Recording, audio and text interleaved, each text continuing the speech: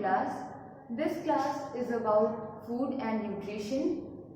पिछली क्लास में मैंने आपको कुछ चीज़ें इसके बारे में बता दी थी, जैसे about minerals, fats, vitamin, carbohydrates, food क्या होता है, न्यूट्रिशन हमें उससे कैसे मिलता है, फूड हमें किस किस चीज़ में हेल्प करता है और इसके जितने भी पार्ट्स हैं विटामिन, मिनरल्स वगैरह, वो हमें कैसे हेल्प करते हैं. So now we are going to start this lesson. इसके बाद से हम पढ़ेंगे इसके आगे जो कुछ भी है. तो मैंने आपको ये भी बताया था कि इस चैप्टर में हम पढ़ेंगे about balance diet, about our digestive system, about digestion and क्या क्या कुकिंग में प्रिजर्वेशन यूज होती है, वो सब चीज़ें हम इसमें पढ़ेंगे. तो आज हम इस चीज़ को चलिए पढ़ते हैं. तो मिनरल विटामिन के बाद हमारा आ जाता है water. Most of our body is made up of water. आपको पता है हमारी बॉडी में 70% जो होता है वो वाटर होता है. We lose water when we sweat, pass urine and even when we breathe out. हम जब सांस लेते हैं, जब सांस छोड़ते हैं या फिर पसीने के रूप में, ये पानी किसी न किसी फॉर्म में ये हमारी बॉडी से बाहर आता है. जैसे यूरिनल फॉर्म में भी आता है. तो कई सारे ऐसे फॉर्म होते हैं जब ये पानी की मात्रा हमारे शरीर में जो होती है वो किसी न किसी फॉर्म से बाहर आती रहती है. Water helps in regulating the body temperature. पानी जो होता है हमारे शरीर में वो हमारी बॉडी टेम्परेचर को रेगुलेट करने में हेल्प करता है. It forms a part of blood also and digestive juice.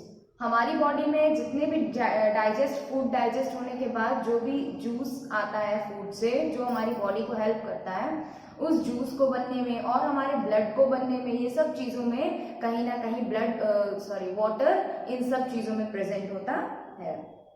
All the food we eat has some water but not enough. जितना भी खाना हम खाते हैं सब में थोड़ा थोड़ा पानी की मात्रा होती है, लेकिन इतनी नहीं होती है कि हमारी बॉडी की कैपेसिटी को पूरा कर सके. Therefore, we need to drink more than 6 glasses of water every day. इसलिए इन सभी चीजों की नीड को पूरा करने के लिए, हमारे शरीर में वाटर की नीड को पूरा करने के लिए हमें एक दिन में कम से कम 6 ग्लासेस ऑफ वाटर पानी पीना चाहिए. नेक्स्ट हमारा आ जाता है रफ एज. रफ एज मतलब विटामिन, फैट्स वगैरह लेने के बाद जो भी चीजें जो हमारी बचती है, कुछ एक्स्ट्रा चीजें ऐसी होती हैं जिनमें जो चीजें हम वेस्ट के तौर पे फेंक देते हैं, लेकिन उनमें से भी एक्चुअली हमें एनर्जी मिलती है. जैसे हमारे उन्हीं को हम रफेज कहते हैं. It is the fibre present in fruits and vegetable. ये फाइबर्स होते हैं जो वेजिटेबल और फ्रूट्स में प्रेजेंट होते हैं. Roughage has no nutritive value but helps in retaining the water in the food eaten and also help the body to get rids of wastage. ये जो चीजें होती हैं इनमें न्यूट्रिशन नहीं होता है, लेकिन ये हमारी बॉडी में जो भी चीजें हमने खाया उससे पानी को अलग करने में और हमारी बॉडी में जितनी भी चीजें खा लेने के बाद जो वेस्टेज होता है उन सब चीजों में हेल्प करता है. द स्किन ऑफ फ्रूट्स, जैसे कुछ फलों के छिलके, कुछ फल होते हैं जिनके हम छिलके उतार कर खाते हैं, लेकिन कुछ फल ऐसे होते हैं जो हम छिलके सहित खाते हैं. जैसे एप्पल, उसी जगह आप मैंगो को देख लो, आप मैंगो का छिलका उतार कर खाओगे, लेकिन जो एप्पल है उसको समटाइम्स हम बहुत से लोग हैं जो बिना छिलका उतारे हुए उसका खा लेते हैं. लाइक एप्पल एंड गुआवा, ठीक है. अमरूद भी है जिसका छिलका हम नहीं उतारते, उसको ऐसे ही खा लेते हैं. हैज लॉट्स ऑफ फाइबर, और इन सभी के छिलकों में काफी ज्यादा फाइबर होता है.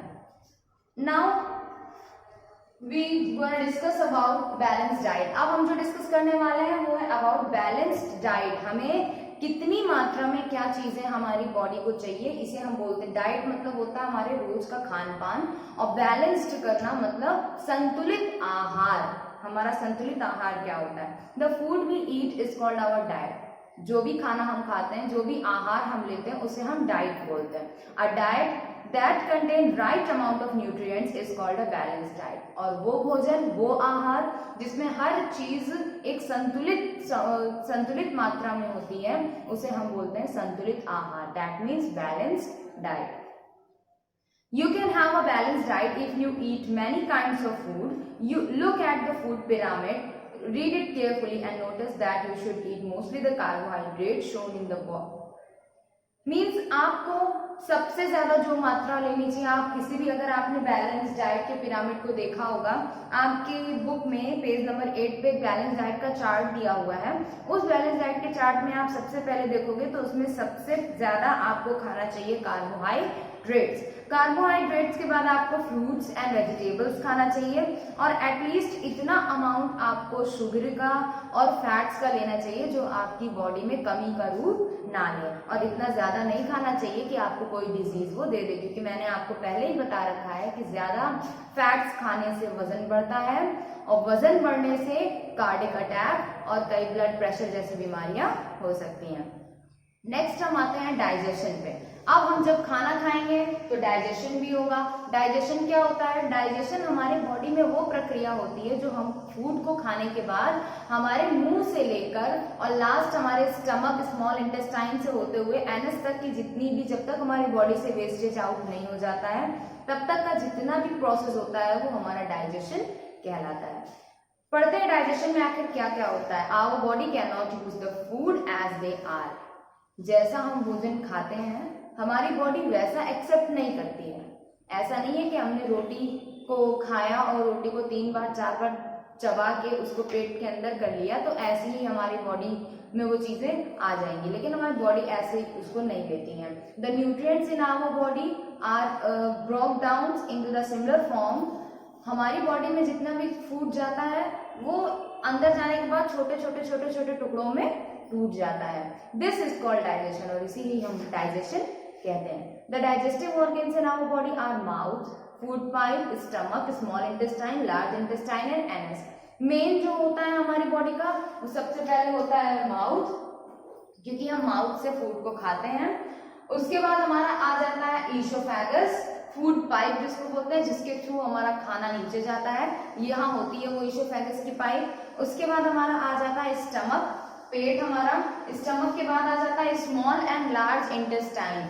स्मॉल एंड लार्ज इंटेस्टाइन कुछ इस तरीके से हमारी बॉडी में प्रेजेंट होती है, पहले स्मॉल और अंदर उसी में लार्ज इंटेस्टाइन, ये हमारी बॉडी में प्रेजेंट होती है। तो स्मॉल एंड लार्ज इंटेस्टाइन से होते हुए फूड हमारा डाइजेस्ट होता है और लास्ट में एनस पर जाता है, और एनस के बाद हमारी बॉडी से एज अ वेस्टेज वो बाहर हो जाता है। Digestion starts in the mouth. सबसे पहला डाइजेशन जो स्टार्ट होता है वो माउथ में स्टार्ट होता है। आप कोई भी फूड खाते हो तो आप देखते हो कि आपके मुंह में लार बनी होती है।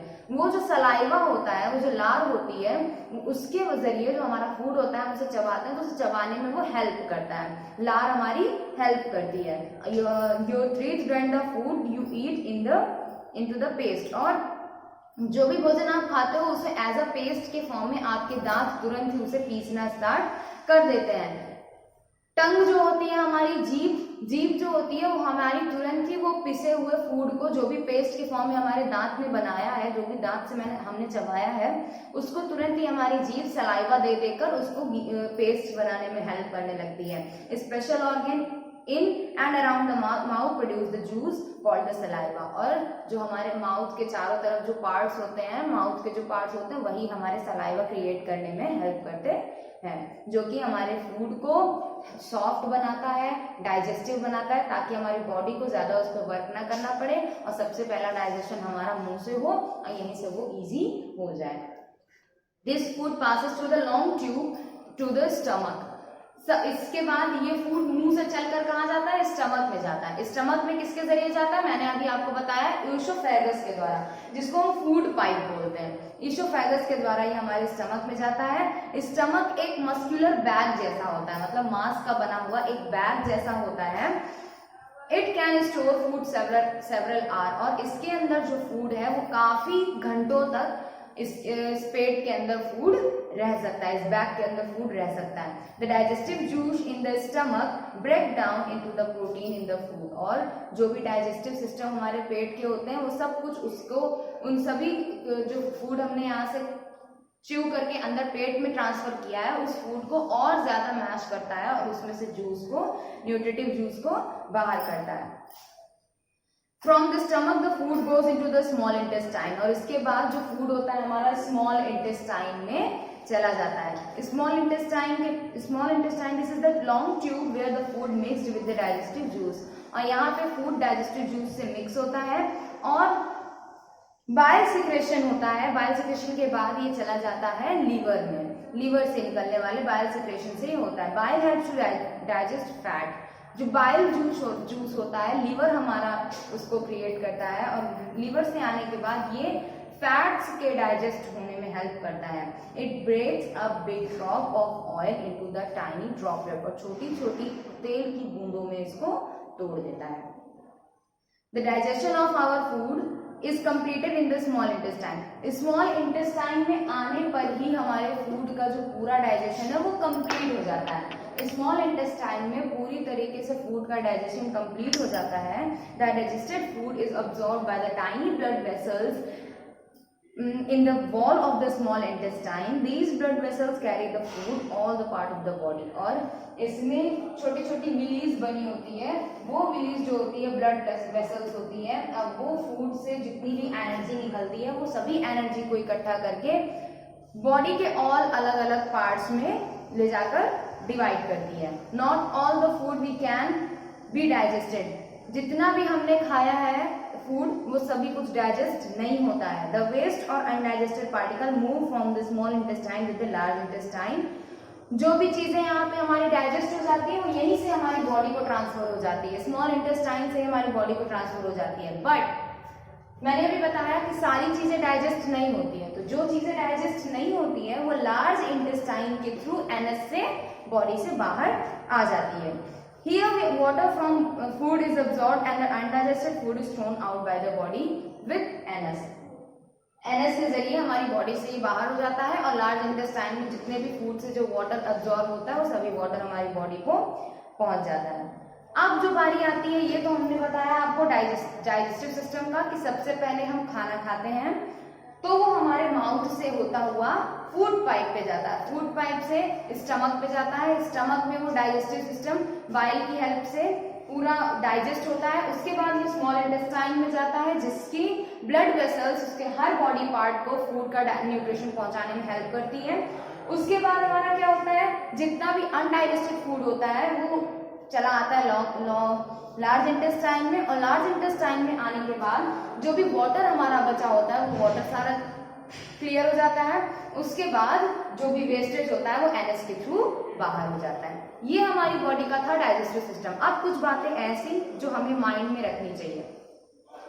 खाना खाते समय कुछ चीजें ऐसी होती हैं जिनका हम ध्यान नहीं देते हैं, लेकिन वो चीजें हमें बहुत ज्यादा जरूरी होती है, क्योंकि अगर हम वो चीजों पर ध्यान नहीं देंगे तो उससे भी हमें दिक्कत हो सकती है। जैसे करेक्ट टाइम पे हमें फूड खाना चाहिए। हमें 24 घंटा कुछ ना कुछ थोड़ा बहुत अगर आपका मन है तो आप खा सकते हो, लेकिन हमें 24 घंटे खाना नहीं खाना चाहिए। सिर्फ eat proper meal at the correct time, और जो करेक्ट टाइम है उसको स्किप नहीं करना चाहिए। सुबह का नाश्ता, शाम का नाश्ता, रात का भोजन, दोपहर का भोजन, ये जितने भी चीजें हैं ये सब हमारी प्रॉपर टाइम पे होने चाहिए। इसके अलावा आप थोड़ा बहुत खा सकते हो, वो आपकी चॉइस है। लेकिन जो टाइम टू टाइम हमारा मील टाइम होता है, उस मील टाइम पे अगर हम भोजन नहीं करते हैं तो बॉडी को डिस्टर्बेंस होता है। तो पहले हमें उस चीज पे ध्यान देना चाहिए। दूसरी चीज, अगर हम भोजन कर रहे हैं तो हमें उस भोजन को प्रॉपरली चबाना चाहिए। हमें ऐसा नहीं कि हम एक दो बार उसको चबा के अंदर लेके जाएं, क्योंकि उससे जो होता है हमारे फिर बॉडी में वेस्टेज नहीं बनेगा, जिससे हमारे डाइजेस्टिव सिस्टम में बहुत ज्यादा परेशानी हो जाएगी। तो हमें जो भी फूड है उसको प्रॉपरली च्यू करना चाहिए। भोजन खाते समय, खाना खाते समय आपको ये ध्यान देना चाहिए कि आप जिस जगह बैठ के भोजन कर रहे हो वो जगह आपकी क्लीन हो, साफ हो। गंदी जगह पर या जहाँ पर डस्ट पार्टिकल्स हो, जहाँ पर गंदगी हो, उस जगह पर कभी भी भोजन नहीं करना चाहिए।